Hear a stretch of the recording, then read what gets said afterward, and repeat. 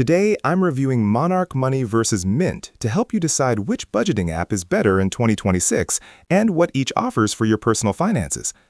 Monarch Money is a modern, premium budgeting and financial planning app that connects to thousands of financial accounts, tracks spending and net worth, provides customizable dashboards, offers shared household views for couples and families, and lets you set goals and forecasts for savings and debt payoff, all inside one clean platform.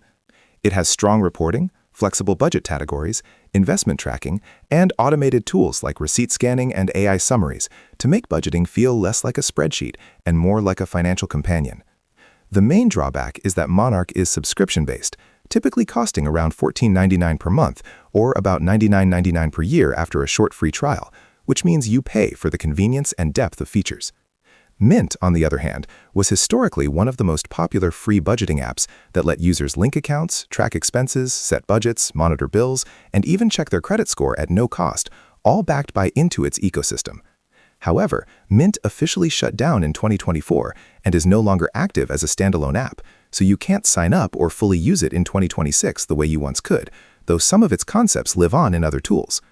Because Mint is no longer available, Monarch Money has become a leading choice for users who want a comprehensive budgeting solution that fills the gap left by Mint's closure, especially if you're willing to pay for advanced tools, shared budgeting, investment tracking, and long-term planning. In short, Monarch Money wins today for full-featured modern budgeting and financial planning, while Mint's legacy lives on but isn't a practical option anymore. So Monarch is the better choice for most people in 2026.